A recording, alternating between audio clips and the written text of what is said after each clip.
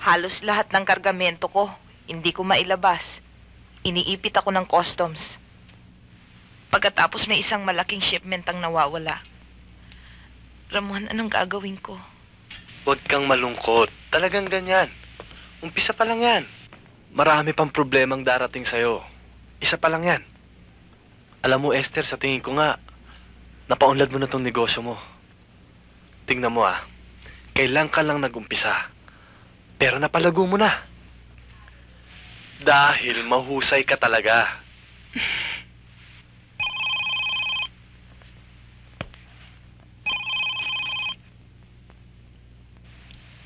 Hello? Kamusta ang shipment mo sa customs? Sino to? Sino to? Sino yan?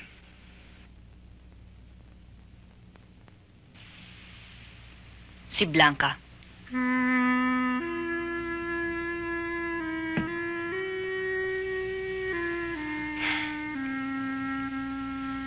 Akala niyo siguro, basta-basta niya ako matatalo.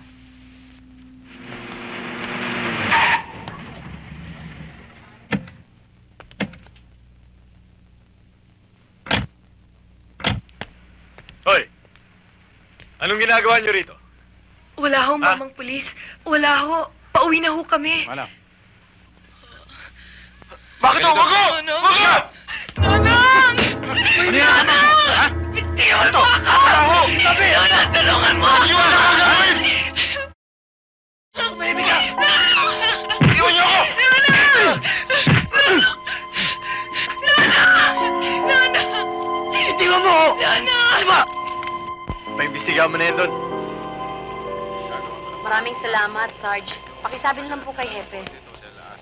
Mabuti akong una niyong naisipang tawagan. Tumawag ako kay Ate Esther, kaya lang walang sumasagot. Mabuti na lang iniwan mo yung calling card sa amin. Hanga kami sa'yo. Ate Blanca. Ate Blanca, isang tawag mo lang dito sa presinto, pinakawalan ka agad kami. Alam mo kasi, Jocelyn, kilala ng papang Hepe rito. Koneksyon lang naman yan eh. Kapag may koneksyon ka, walang imposible sa mundo. Ate?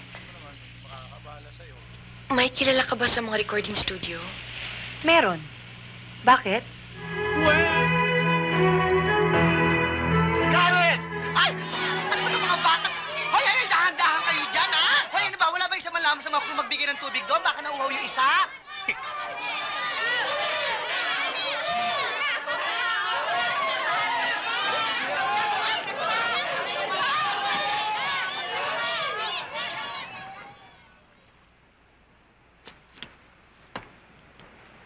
Naku naman, siguro naman direct bukas, hindi mawawala ng araw.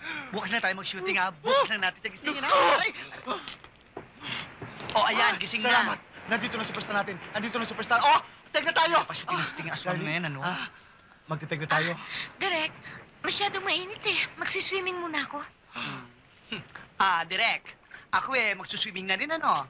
Baka ikaw gusto mo na rin mag-swimming. Fabulosa talaga ang lugar na to. Sosyal!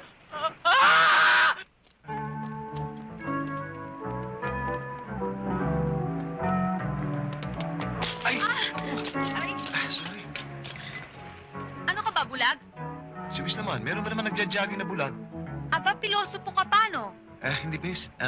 Nagbibiro lang ako. Hindi ko sinasadya. Sorry. Sorry. Ang sabi mo... Oh, paano, Brad? Mauna na kami sa'yo. Sumunod ka na lang, ha? Miss. Talaga... Hoy! Miss. Huwag ko kayo maniniwala doon sa mga classmates ko. Nagbibiro lang ho yun, eh. Miss. Forgiven na ho ba ako? Oo, okay lang.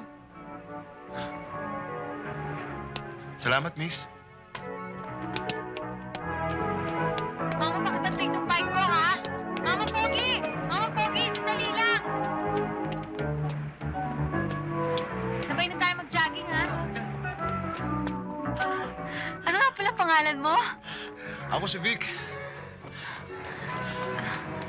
Ako naman si Connie. Hi, Connie. Hi. Nagtatrabaho ka na ba? Hindi. Nag-aaral ako. Madalas ka ba dito? Oo, every morning nandito ako eh. Ah, talaga?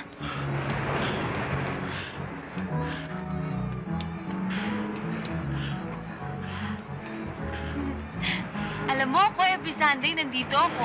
Yeah.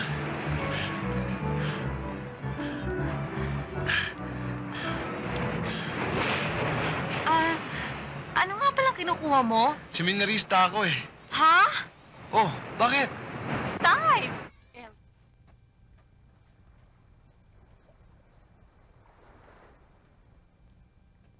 Ano ginagawa mo dito?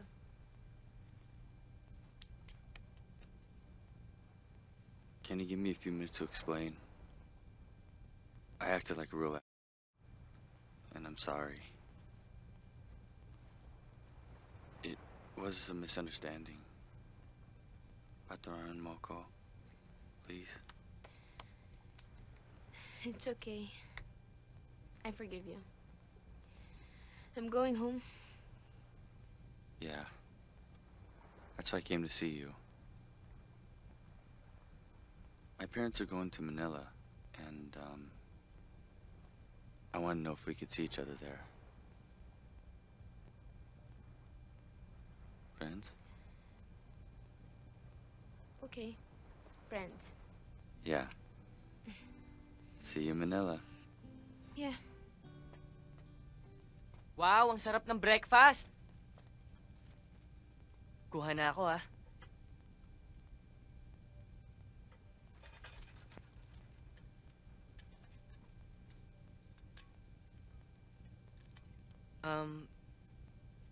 Joey.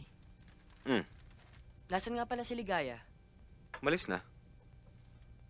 Saan daw siya nagpunta? Oh, hindi mo ba alam? Umuwi na ng Pilipinas. Ano?